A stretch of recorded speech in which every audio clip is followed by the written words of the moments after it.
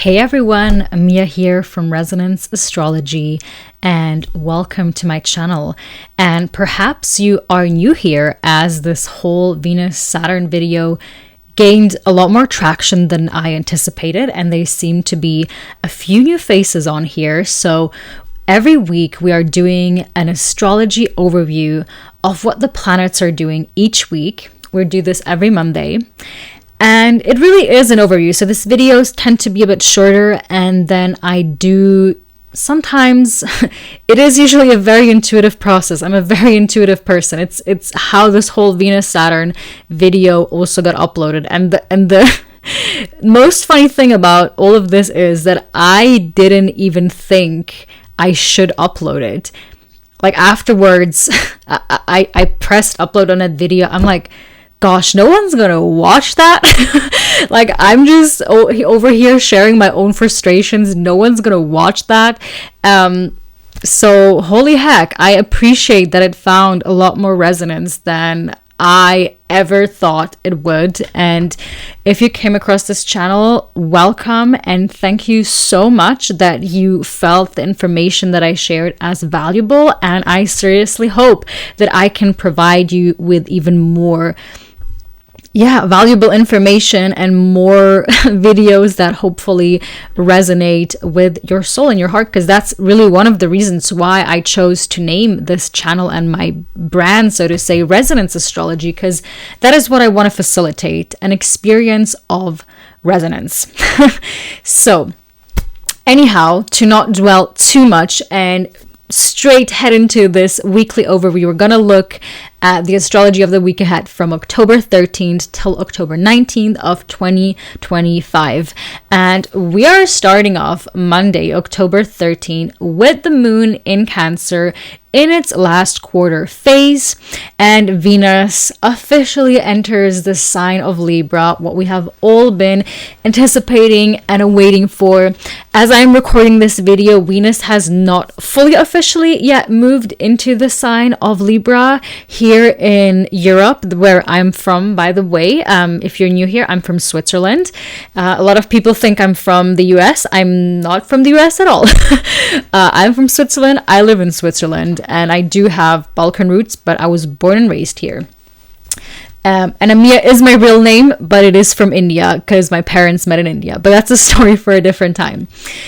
In any case, this week opens up on a soft and emotional note, and I feel like the moon in Cancer in its last quarter really invites a lot of like release and forgiveness and emotional integration, especially after that weekend of possible disillusionment and separation and people being very harsh and critical about themselves, about other people, about where they want to head and where I want to go.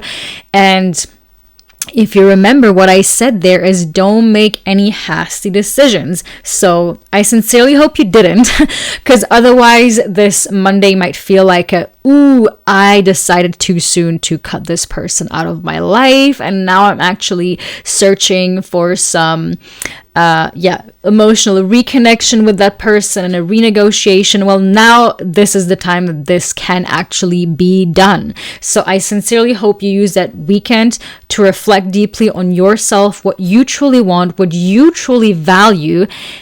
And now on Monday, we have that moment where things can reconnect again. Because Venus as an archetypal force in astrology really is the force of connection. It fuses things together. It also rules over the sextile aspect. So they have a very relational dynamic. And of course, when Venus moves into Libra in her domicile, there is a restoring of harmony, of beauty, and connection. After that harsh tones of Venus being in Virgo, where Venus was in a fallen position. So Venus wasn't really doing so well there. So relationships and creative projects get room to finally breathe again. And this is really how I am feeling today. I'm super curious how you guys are feeling after that weekend. There is definitely even just a desire, to reconcile, to reconnect, and to restore balance in one's life. And this kind of really sets the tone for this week. Then on Tuesday, October 14th, we have Venus opposing Neptune, trining Uranus, and trining Pluto. Pluto that is also stationing direct.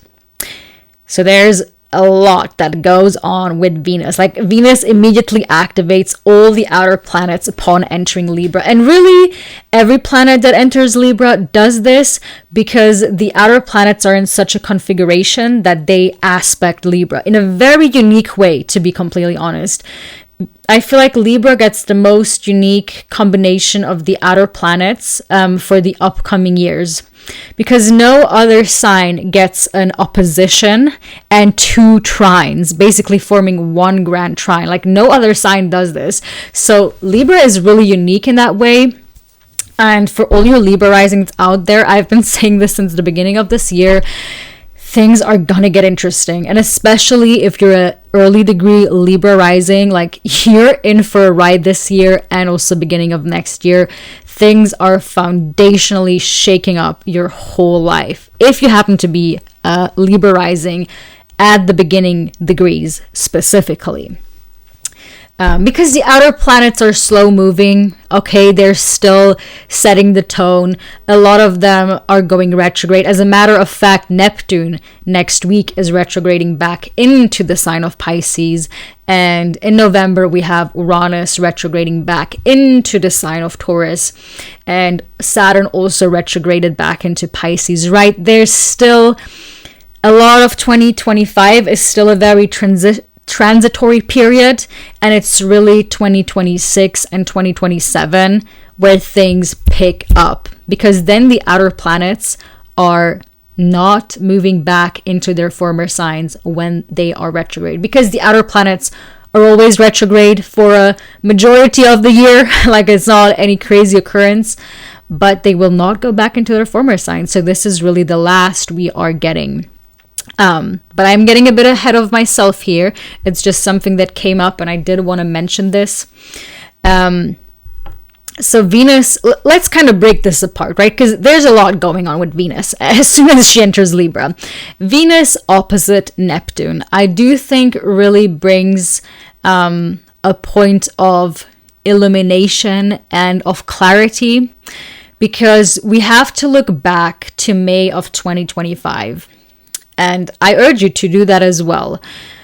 Actually, generally, if you want to, like, if you're an astrology enthusiast, or you just want to get to know yourself a bit better and your chart a bit better, the most important thing is to track transits.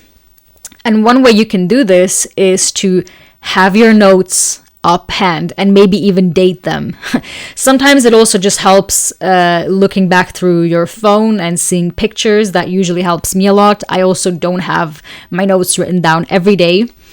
But when we look back on May of 2025, this is when Venus and Neptune conjoined in Aries for the very first time, at least in this constellation, because we were getting Venus conjoining Neptune for the past 14 years in Pisces. So this is like a completely new stage that we had in the beginning of May of 2025. Gosh. So whatever began at that time as a sort of dream, maybe even an illusion, Neptune does this interesting thing where sometimes it unveils us and it lets us see things more clearly. And at the same time, it also kind of does the opposite, where it does actually veil us and makes us not see things clearly. So Neptune is about illusion just as much as it is about disillusion. And I feel like now we reach a point of kind of clarity, because an opposition, and this is the same thing with what we had over this weekend with Venus opposing Saturn, right? It's the opposition is like a full moon moment. So it's like a moment of kind of clarity that we are getting, and where we kind of see what's real. Like, what's real in love, what's real in art, what's real in our values, what's real in the dream and the dream relationships that we want to build and have in our lives. And Libra Aries themes emerge very much here, which are a lot about self versus other, independence versus connection, interdependence versus like being the lone wolf and doing things on our own.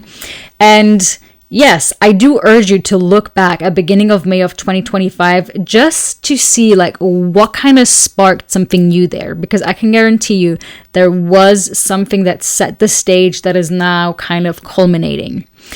Then we have Venus trine Uranus in Gemini. This sparks a very playful moment, and it invites more innovation and open dialogue.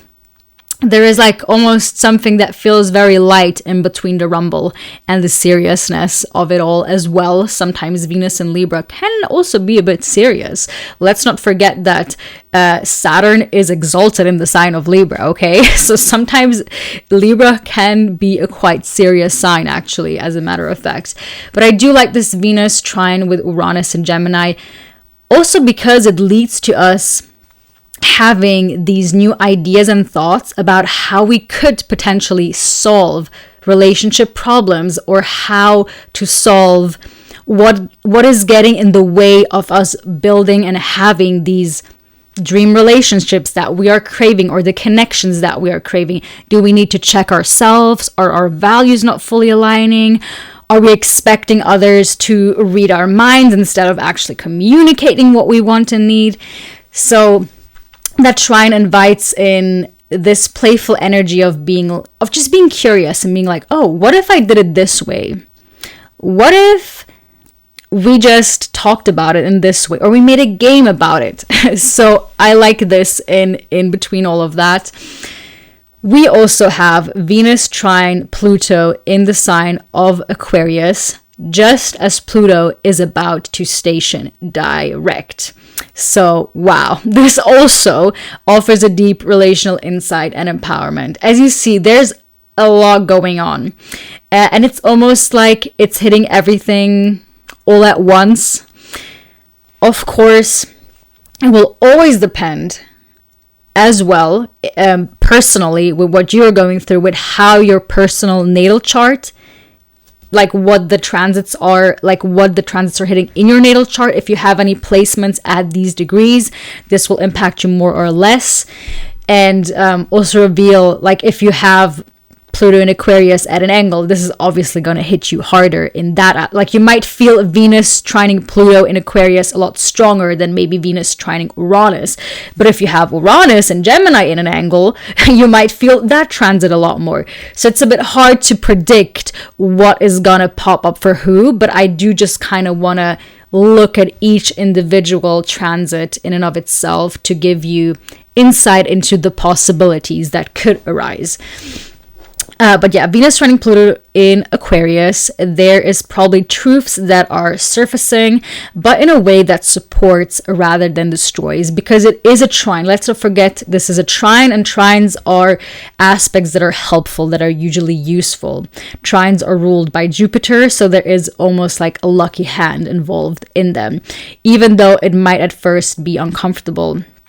And this almost feels like Venus returning from the underworld type of moment here, with Pluto also stationing direct at that time. That's why I think it has a lot to do with revelation, because usually when Pluto stations direct, just in general, without having that aspect, it's just very interesting that, and curious and peculiar that at the same time we are also getting this aspect.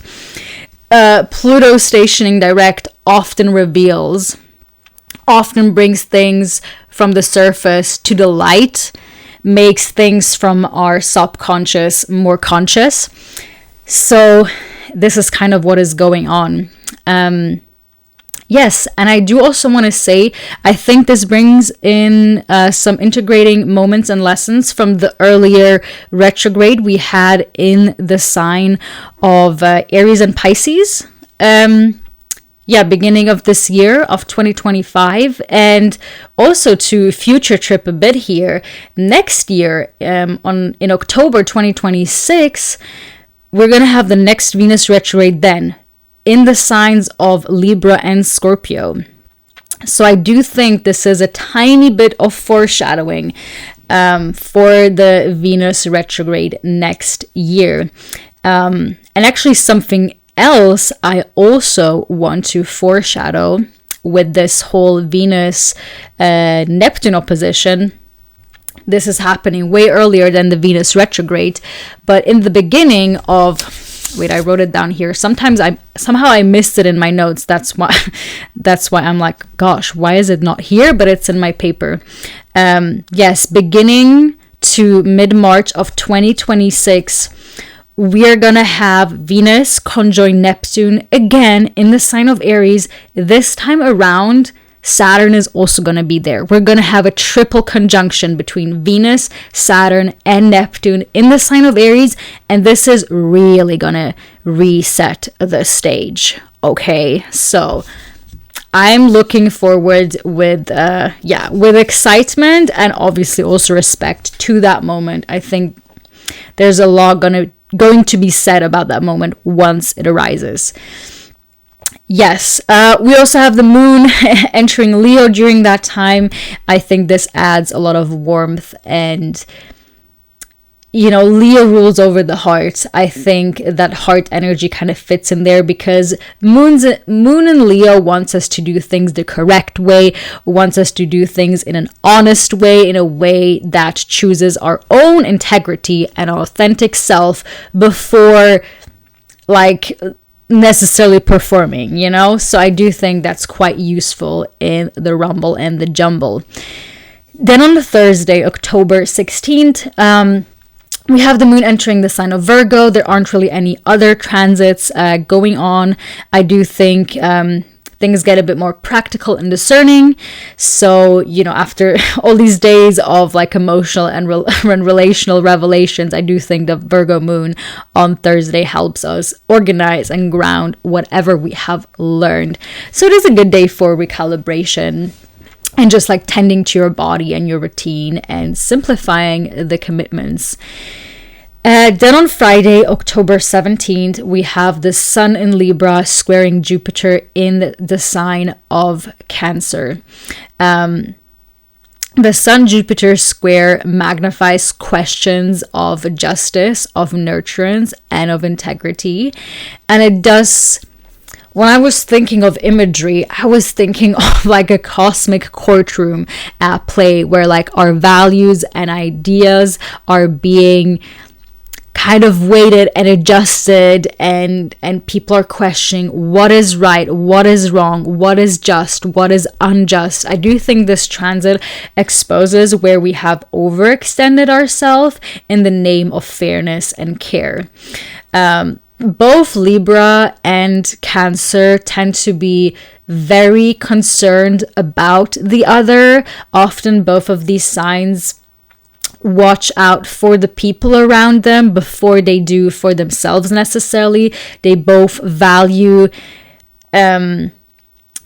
they both feel more at peace when the people surrounding them, their close ones, their family or society is doing well. When they know their neighbors are doing well, their family is doing well, then they're more at peace. So, but then there's a square. A square is attention. So there is this question of where have we overextended ourselves? Where have we overgiven ourselves in the name of acting fair or trying to give care? Yes, this is for all the emotional, highly sensitive people, the helpers, the teachers, just all the people that very easily give themselves away much further. This is the day where you're going to reevaluate hard. And I hope you come to the conclusion that you also deserve care and that you also that is also fair and just, that you are able to receive as well. Okay. So Yes, and we also have that Virgo moon now turns officially into a waning crescent moon, so it continues the theme of like surrender and humility before the next week's new moon that we have in the sign of Libra. Yes, what we just have to be careful with Sun and Jupiter is that often they can also go on the fence of being very idealistic, truth testing. The sun is in its fall into the sign of Libra. So the sun doesn't actually do so well into the sign of Libra. And I think that's where a lot of the perfectionist tendencies in Libra stem from. And like Libra is just very societally aware of how things work, how power is distributed, what certain social status means and can bring into your life. Again, the concern of the people. Yesterday we had the Libra Decans workshop, so I'm basically putting up some points here that I'm still remembering. There's a lot of presidents and people in like these types of positions that have their sun in the sign of Libra, which is interesting if we think about it, because to be elected a president, you are first of all stepping in for the people. So while yes, you are the president, you're there because you are representing the people, not necessarily you yourself. And how you get elected into such position? Well, by favoring the vote of the people. So you have to have prestige and people have to like you. You have to have a certain likability. And oftentimes, and this is why the sun is kind of not doing so well in the sign of Libra, you have to appear more perfect than you actually are. Because people love idealism. People love when they have this idea that, oh yes, the person that we are electing or putting in a position of power is this perfect person that's going to save us all. Even though they can't fully do that, they're just as flawed. But there is just something icky. Like Libra as an archetype, there is just something that Libra finds extremely icky about being an imperfect human being and inherently accepting that being human means being flawed. And so I do think that is also kind of highlighted in this Sun-Jupiter square. And I do think I might make a separate video, like a more in-depth deep dive on this specific transit, because I do find it very fascinating. I think there's a lot more that's going to come up over this week, and we're going to intuitively feel into that. Okay, then on Saturday, October 18th, we have the Sun in Libra opposing Chiron and Mars trining the North Node.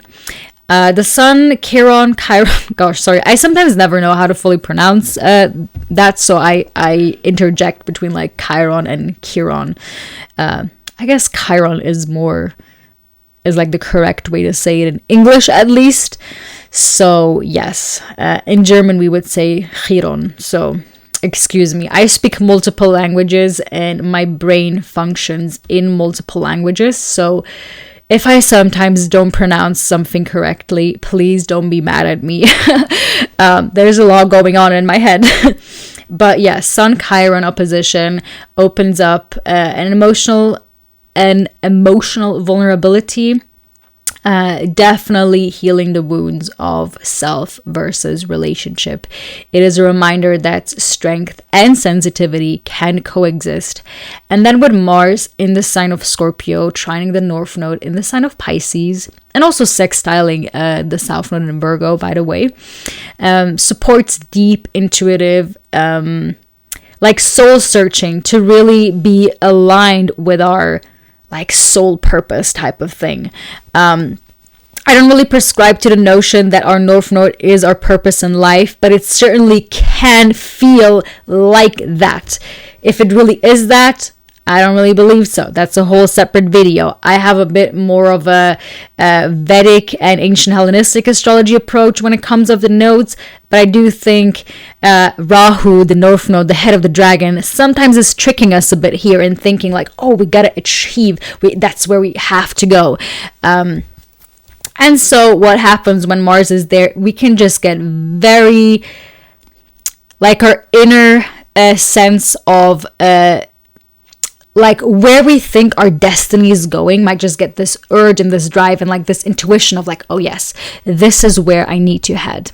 It might not be what actually makes you happy. Let's just put it that way. The North Node rarely actually makes us happy. It just makes us think it's going to make us happy when we reach it, which is false. It's almost a bit of a trap, which is why in ancient Hellenistic astrology and also in Vedic astrology, both the nodes of the moon don't really they're almost like a Chinese finger trap, you know? There isn't like one is better than the other. They're both almost have a bit of a malefic way of coming into our life, but they're also not really benefic either. They're the nodes of the moon, and the moon rules over the realm of fate and fortune that is constantly in motion, going up and down and up and down.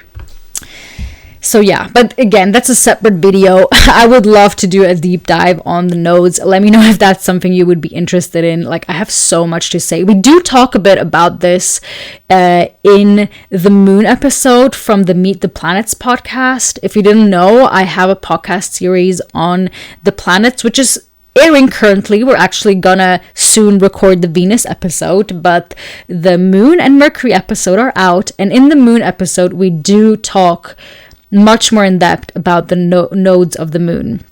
So if you are interested, the links are down below to these playlists, so you can check them out if you want to. Just look at the one that says Meet the Planets playlist. Okay, and Sunday, October, to close this week off, the moon enters Libra and Mercury trines the North Node. So the Libra moon sets the emotional stage for the next week's new moon that we are getting pretty much at the beginning of next week. And Mercury in the sign of Scorpio trining the North Node in Pisces and sextiling the South Node in Virgo. Again, similar to Mars. That's why both of them actually conjoin together beginning of next week. I do think there are probably some profound insights and emotional clarity that arises through honest dialogue. Mercury in Scorpio wants to cut through the BS, wants to go to the truth, wants to hear your raw, honest opinion and feelings about everything. So I feel like and again, I think this is also very much amplified with the fact that both Mercury and Mars are conjoining in Scorpio like a day after. So if you want to have soulful communication and sit down and have like a no BS type of talk, like all cards open, emotions open, this weekend is pretty good for that. I will say that. Yes, also I think like with the Sun Chiron opposition on Saturday, there's like a safe space to kind of open up when it comes to your wounds around relationships.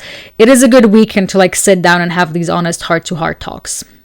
And actually have something come out of it, okay? Because Mercury is conjoining Mars, so it's almost like there is action afterwards. There is something that can actually come out of having such a talk. It's not just going to be a talk, it's going to be a talk followed by action steps to do, to foster connection.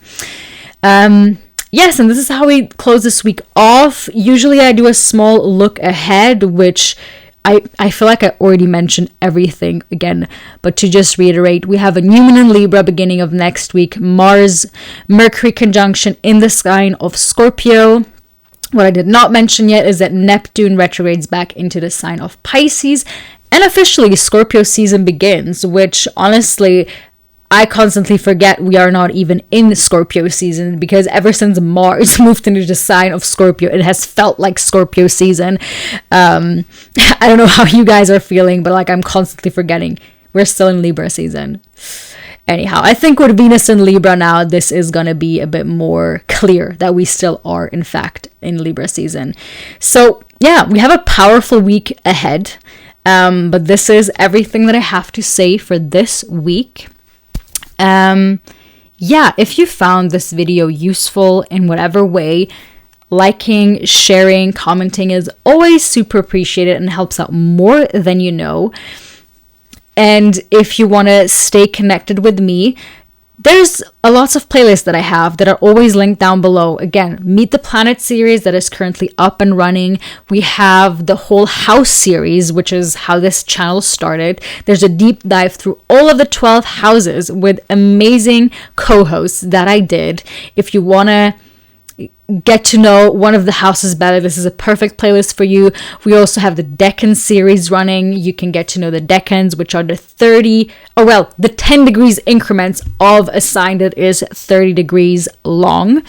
Kind of dissecting each sign in 3 parts, because if you have your sun in Libra at 5 degree, 12 degree, or 28 degree, gonna be very, very different. Yes, I'm also very active on Instagram, usually also much more easy to connect with me on there. So it's worth following me on there if you want to. The links are down below, and it's also just under Resonance Astrology. You reach everything that has to do with me, you reach pretty much through just typing in Resonance Astrology. But yeah, this is what I have for you guys. Let me know how you guys are feeling, and I'm gonna see you very soon. Goodbye.